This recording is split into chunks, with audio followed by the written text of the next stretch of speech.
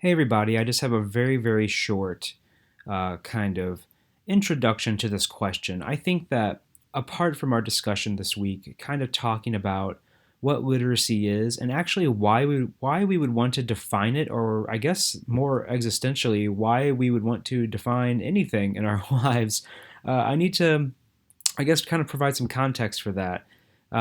If we were taking this course in person in class, we would have very lengthy discussions in class about these things. And I feel like maybe this short video, along with our discussion this week, and of course some of the readings we got going on, will hopefully help fill in the gaps of this being an online class and everything. So yeah, let's talk about why we should define literacy, and maybe through our discussions we'll get closer to that. But really, we'll talk about why we would want to define it at all. I think one thing to really ask ourselves is why we define anything, and there's some really kind of important ideas here.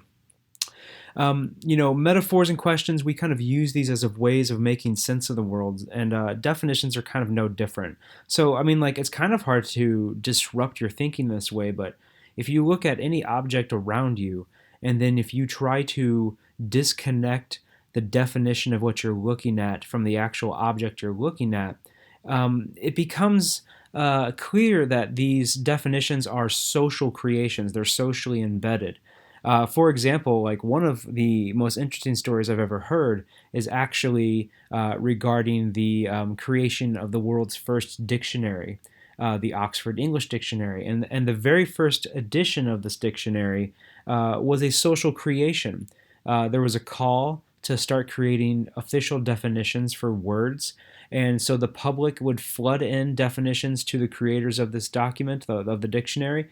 And the most popular definitions would be accepted as the kind of quote unquote official definition. If you could see me right now, I'm doing air quotes like one of those weirdos. So what's kind of really fascinating about the first Oxford English Dictionary is that the most accepted definitions in terms of phrasing and wording were actually composed and written by somebody who at that time was living in an insane asylum. So this person who apparently just had a lot of time on their hands, clearly, created many of the definitions for objects and things that, official definitions that we use today.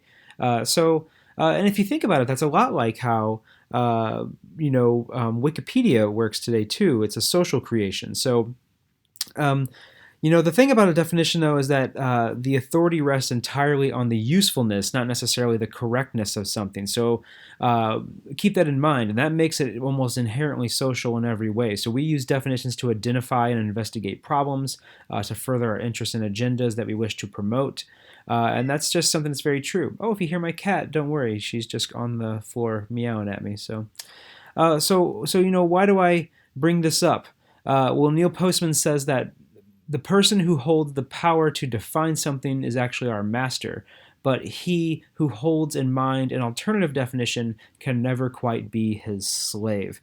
And I like this idea because it gives us permission to actually look at the world a little differently and a little more uniquely. And that's where literacy comes into play. I want us to think of literacy in very broad and almost abstract ideas before we rein it into something that is more contextualized.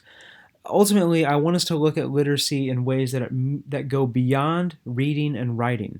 Reading and writing are definitely ways to define literacy, but I think we can consider literacy a much more abstract and broad concept than that.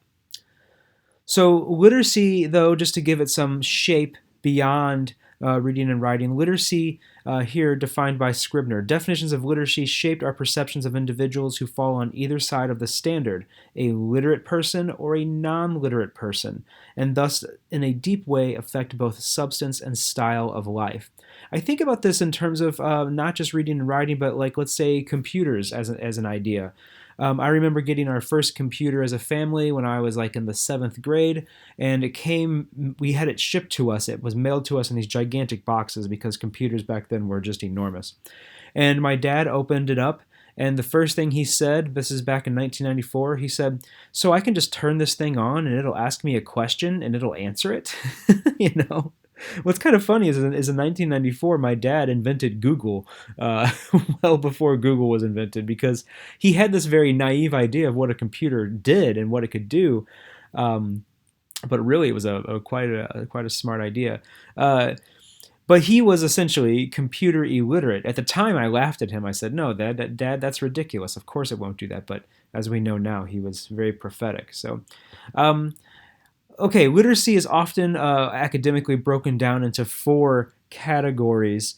Um, Functional literacy in terms of reading and writing, cultural literacy, how we are aware of the world around us, personal literacy, how we see ourselves growing as people, and critical literacy. This is like consciousness or productive engagement with the world. Think of this as like being like a good citizen. And so this is just another way to kind of abstractly look at literacy in ways that is much different than just like, words and reading and writing and things like that. So I want us to really complicate the way we look at literacy. So yeah, I want you to really consider this question. How do we understand the concept of literacy within our own lives? When you read through the first major paper assignment for this week, that is going to be the focus of the first paper. I want us to look at how literacy has been weaved into the fabric of our lives. Wait a minute, that's a slogan for cotton, isn't it? Yeah, okay. Well, you get the idea. So, right.